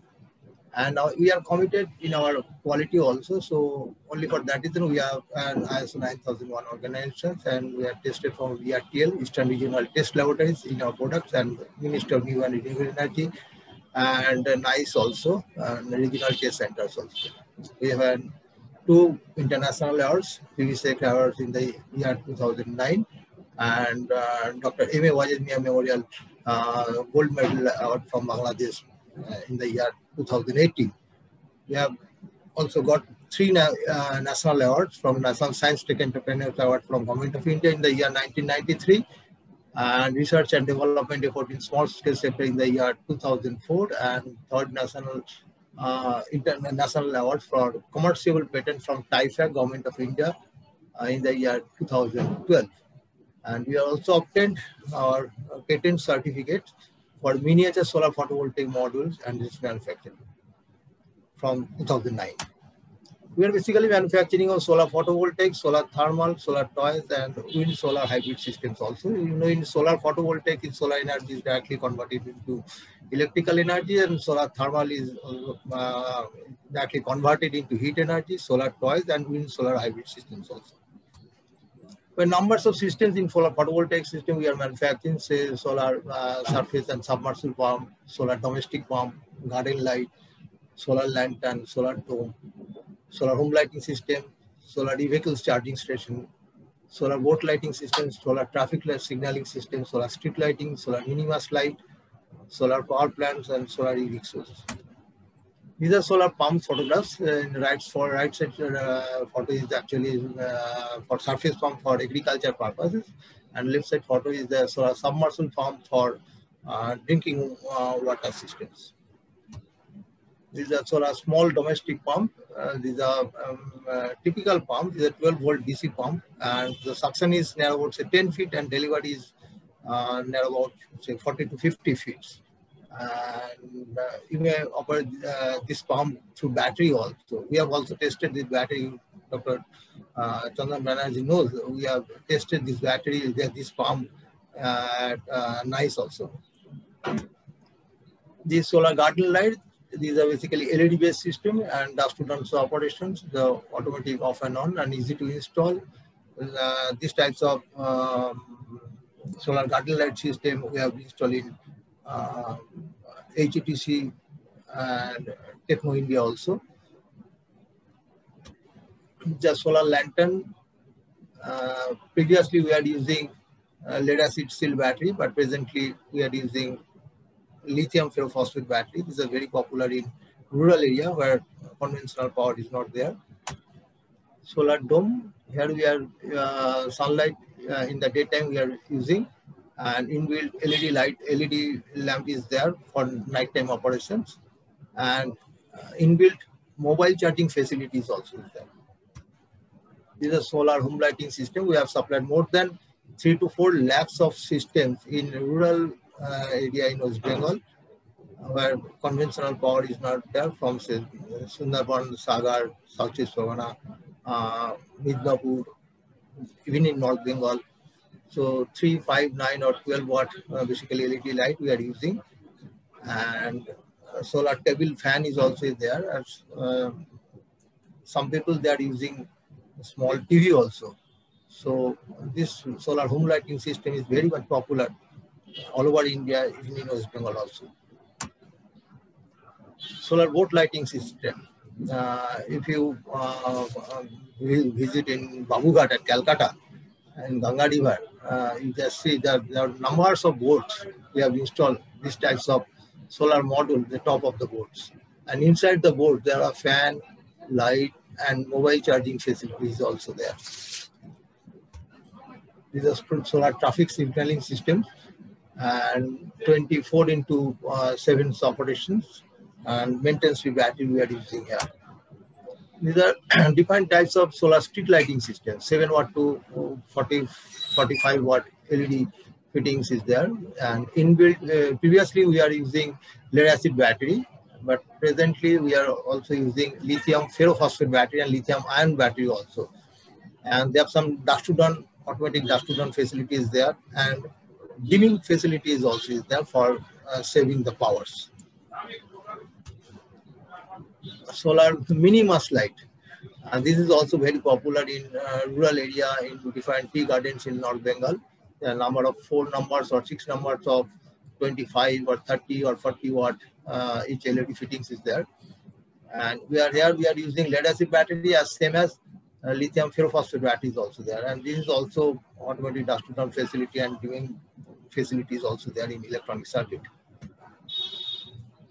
These are solar power plant. We are manufacturing off-grid, on-grid, and hybrid power plant also. This image is from 50 kilowatt on-grid system we are installed in Ulubidia Super Specialty Hospital. These are basically export power to the grid. And in off-grid, there are some battery is there, lead acid battery or gel battery we are also using. And we are also using hybrid systems. These are the on-grid and off-grid, both facilities there in hybrid systems. So this is also popular where frequently load setting is there. So in that area, we are using hybrid systems. There are various our installation of solar power plants projects, the off-grid, on-grid, and hybrid. At the right side one is hybrid systems. We are installing MAKAUT. This is solar e-rickshaw. You just see the top of the e-rickshaw. We are using 400 watt solar mini crystalline module. Monocrystalline module, and charge controller, MPPT charge controller, we are using 48 volt 10 ampere, and they are charged actually 4 numbers of 12 volt 100 Ah battery.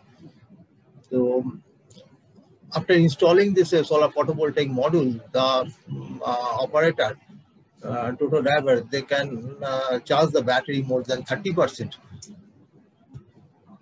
These are the e-vehicle charging station only for 3-wheelers or e-rickshaws. These are very efficient converters, and these are basically fast charging station. Within 1 hour, you can charge 30% to 40%, and you may operate this one through solar powers also, conventional power as same as solar powers also. Solar thermal devices, we are also manufacturing solar cookers, solar water heaters, solar dryer, and solar distillation plants. These are solar cooker. Left side one is solar parabolic cooker, and right one is solar box type solar cooker. And this box type solar cooker is very much popular in domestic sectors. Solar hot water system, solar basically 2 types of hot water system we are manufacturing. One is solar flat plate collectors. This one is solar flat plate collectors, and this one is solar evacuated tube collectors. Basically, these both systems we are manufacturing here. And this photograph is from our Kolkata Rajbhavan's roof. And we are also supplying, say, 84,000, more than 84,000 liters of solar water heater system in Meghalaya also. This is solar dryer.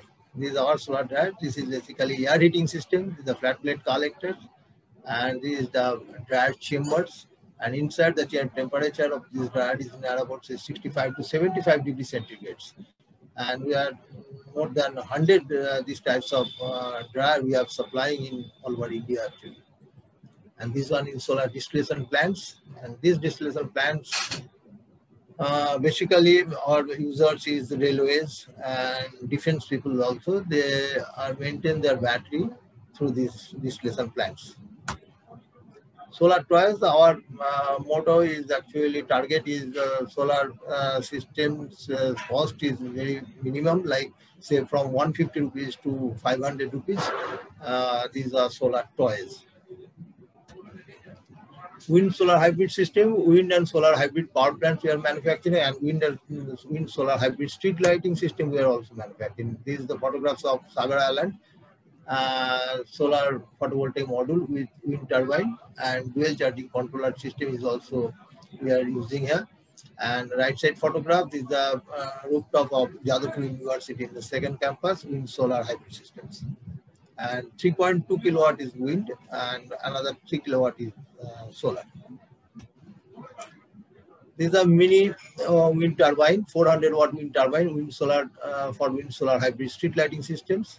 These are 400 watt wind DC generations, and dual charging facility is also there. We are using here in tubular battery, but this is a gel type battery, and our development is coal. More than 200 systems we are installed in just behind Brahmaputra at Assam. We have already installed, and one system we have already installed in MAKAUT also. But why renewable energies industry? Because renewable energy is an environmental benefit, energy for our future generation, more employment generation. This is commercial viable and energy security also. Different sector in solar industry. That means market creators, they may entrepreneurs also, installations, operation and maintenance, solar power plants, and solar advisors also. The different sector in solar industry. Market creators. What is the background? Education needed is graduation in any degree with basic knowledge of in solar energy. Initial investment about 50,000 to 1 lakhs, and profit margin, you just see profit margin is 15 to 20%. And in the India solar power market is expected to grow more than 40% during the period of 2020 to 2025. Installation, educational qualifications needed, basic electrical training in any diploma or degree in electrical. Initial investment only 20,000 to 25,000, and profit margin is 20 to 25%. And government and private sector like office buildings, hospitals, educational institute, domestic are installing solar energy systems for eco-friendly and obviously for electricity bill reduction. Operation and maintenance. Education needed is knowledge on solar and electrical technology. Initial investment is either rupees 20 to 25,000 rupees, and profit margin is 50 to 60%. A typical solar photovoltaic plant as life is over 20 to 25 years, and the operation and maintenance plant has ensured the overall profitability of the project. Solar power plant needs actually degree in technical field. Initial investment is 4 lakhs to 10 lakhs. Profit margin as per the capacity of the power plants. And India has 450 gigawatt renewable energy target by 2030, as the nation aims to reduce the fossil fuel consumptions. There are several types of domestic and commercial power plants available, like on-grid, off-grid, and hybrid rooftop solar power plants. These are also eco-friendly and cost-effective. Solar consultant. Degree needed bachelor's or master degree in electrical or renewable energy background. And initial investment is very less, only knowledge. Maximum one computer is also required. Profit margin as per the project capacity. As a solar consultant, you have to design, plan, execute a project depending upon the client need. So you should be technically and commercially vibrant on solar or renewable energy. The solar educational training, we have already heard from our Dr. Chandan Banerjee that NICE is also doing these types of Surya Mitra skill development program, and Gitanjuli Solar is also conduct several summer and winter training program for technical students. These are different photographs in our production lines, in our factory. These are numbers of awards. This is from Dr. APJ Abdul Kalam for commercial patent, national award. Another national award for research and development efforts in small scale industry sector from Government of India, our Prime Minister Dr. Manmohan Singh, former Prime Minister Dr. Manmohan Singh. These are first national awards from science and technology, successful science and technology entrepreneurs from science and technology. These are former speaker. These are another international award in FIVISEC awards from our Professor Gurua. Thank you. For any further details, please contact to our mail ID solar.bsc@gmail.com. Thank you. Thank you, sir, for your speech and your continuous efforts to promote renewable energy in the country. So, sir, I have few questions. So, mostly in India, we talk about, when we talk about solar energy, we talk about mostly photo PV. So, what is the future of the solar thermal? In terms of career generation, or in terms of entrepreneurship in solar thermal sector?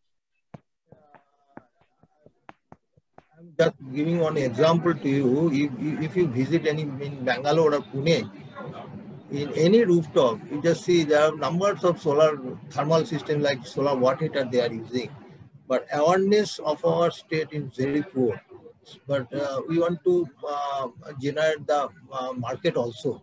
But everybody's idea is only solar water heater or solar hot water. Only water heater, hot water we are using for bathing purposes only. But certainly not. We are using 24 hours solar water, even when we take a tea. So hot water is better. Any production units, any for cleaning purpose or any domestic purpose, they are also using for cooking purpose also for hot water systems. So solar water heater is very cost effective, is more cost effective than solar photovoltaics. Yeah, one can visit the Brahma Kumari, that you can see that cooking system is a huge cooking system. For 2,000 people, they cooked using the solar thermal route. Of course, the solar, as I mentioned before, also the electricity generation through solar thermal route is not very popular. It's not viable also. But there are some other applications in the solar thermal, like what says that heating, cooling, and cooking purpose, cooking but also, not for electricity generation. Yeah, cooking also. So Brahma Kumari is really a role model. If you come this side, one can go and see. It's a huge setup. They are cooking every day for 2,000 people. And investment is very less, and very payback period is very high. Very high. Yes, sir. Yes. Okay, sir. Thank you. Thank you for your time for this program, and thank you for your presentation. So, sir, kindly unshare your screen. So before going to the ending, I will actually give a presentation and give the overview of the Department of Renewable Energy in MAKAUT. So, just a minute. Sir, kindly unshare your screen. Yeah, we have tried.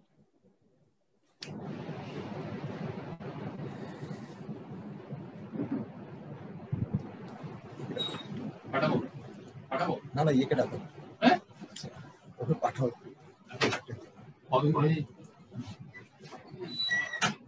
Sir, is my screen is visible? Yes, sir. Okay, Please fine. make it slideshow, sir. Yeah.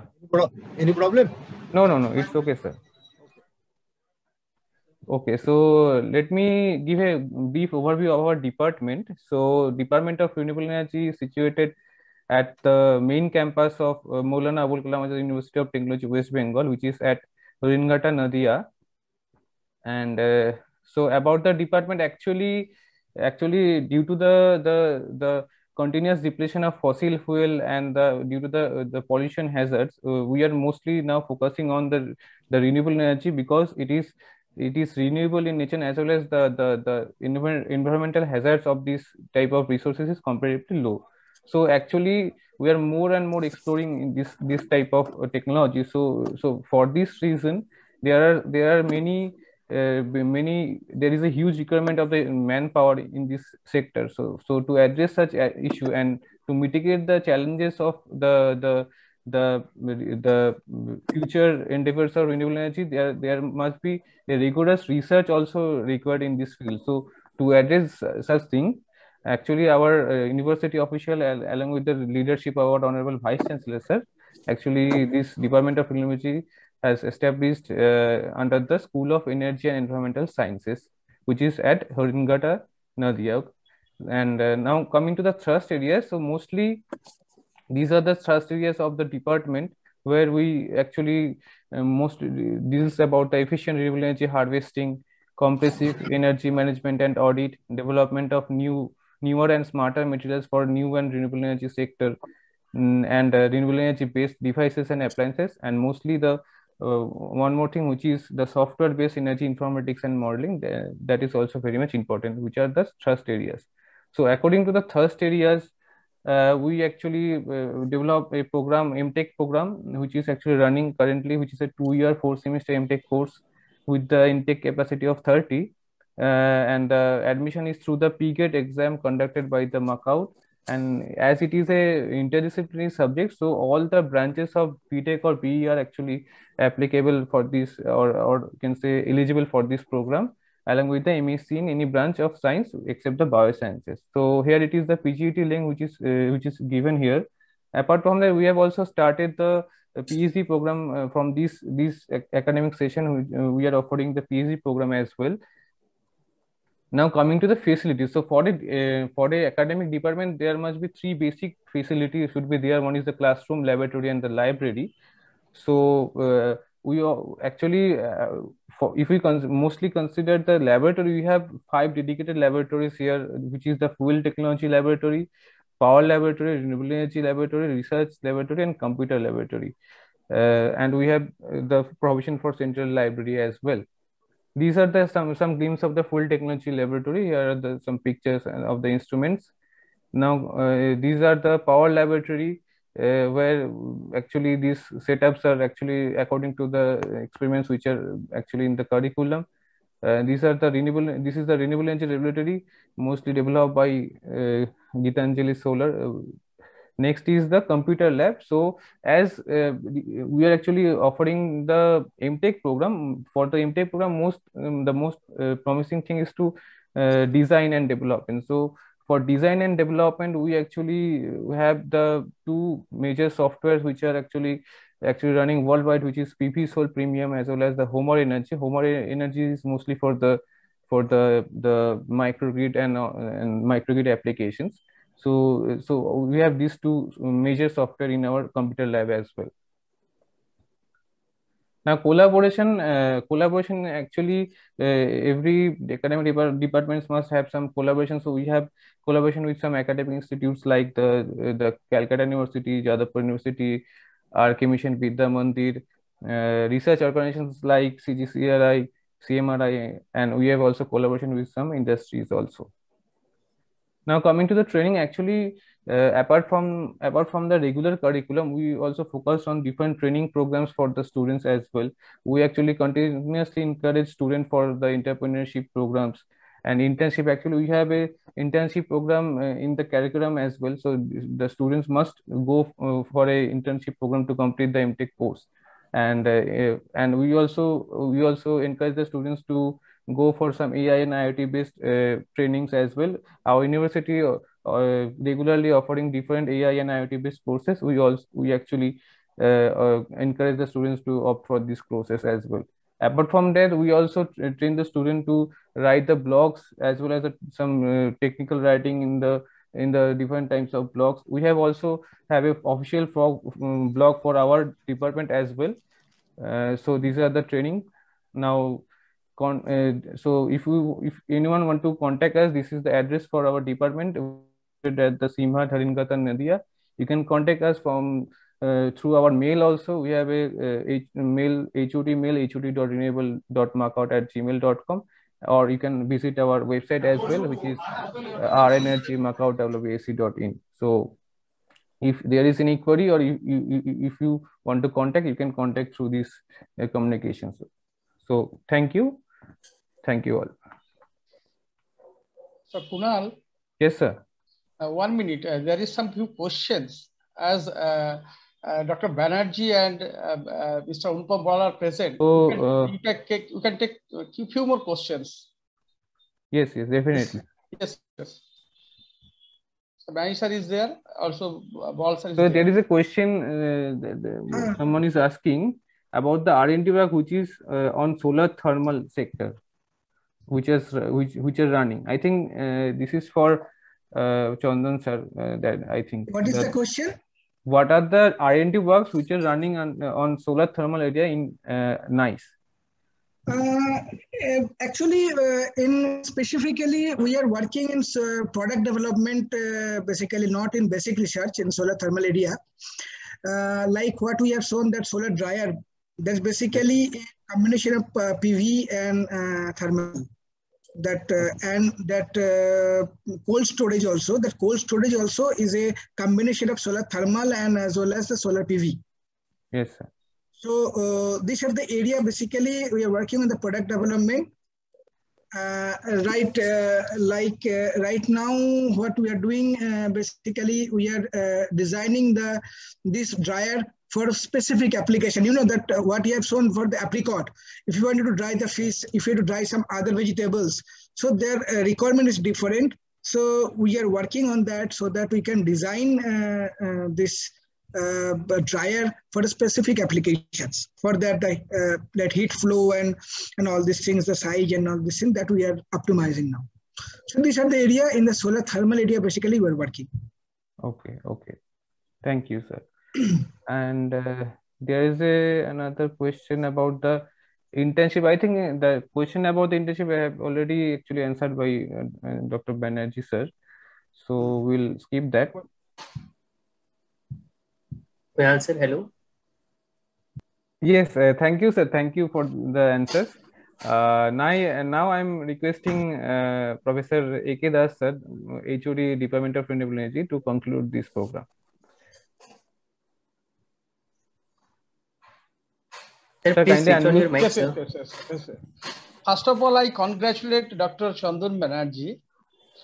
He's the Deputy Director General of NICE.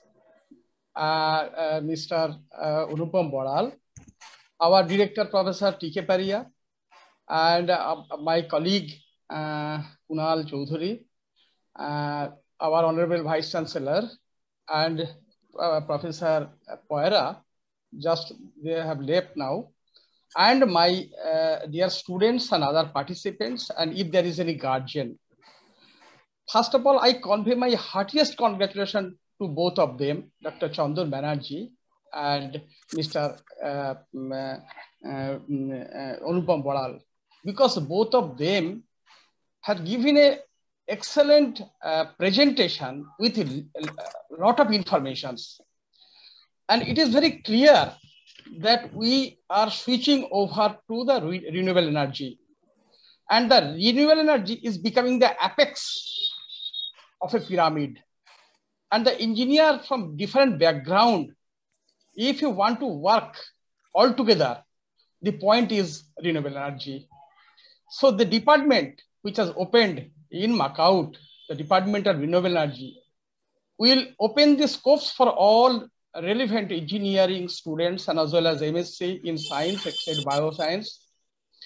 I hope they will learn a lot of things. But personally, from the Department of Renewable Energy, I request Dr. Chandan Banerjee, sir, to extend his all best cooperation to the department and also to the Unupam Bal, sir, to help us much more development in the department and a lot of work to be done in near future. because still now we are in the nascent stage, because the department has opened just only 2 years. And I think as already the Department of Renewable Energy is doing the course on master degree, and a lot of research, innovation, technological research was to be done, and with the guidance and help and advisory of the Dr. Chandan Banerjee, I feel. And we must take the all sorts of his guidance and helps to go ahead. Otherwise, it is not possible for us. So all the time we'll definitely will remaining in contact with him. And in favor of the students, I can tell that this is the way, this is the road you can proceed, because the energy from conventional renewable energy is the transformation is definite, because there is a lot of advancement has happened in engineering, either in electrical, either in electronics, either in instrumentation, either in mechanical, chemical, everywhere. But everything has merged to the energy demand. Though there is a lot of development, production capacity is remaining same, or it is increasing because of the demand. So energy demand will be there. So only way we have to get another energy, so that our environment, the point is climate. To look into the climate, we have to have these way, or we have to go in that way, that is called the renewable energy. And in my mind, that is the way we can go forward. And the students who are willing to take admissions to the department, I hope they will get a lot of benefits, they will lot of openings, they will get a lot of scopes in the near future.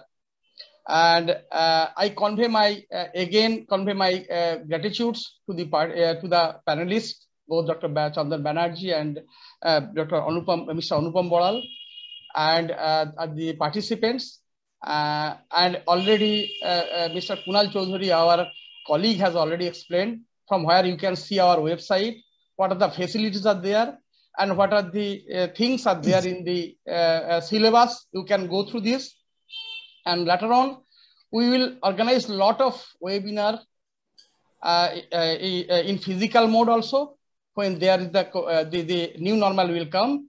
And we will invite definitely Dr. Chandan Banerjee and the Anupam Boral sir, and much more, and any more others, the respected speakers in our forum, so that our students are encouraged and enriched, and definitely will reach our target in near future. Thank you. Thank you so much, sir. Thank you. Thank you. Thank you, sir. Thank you.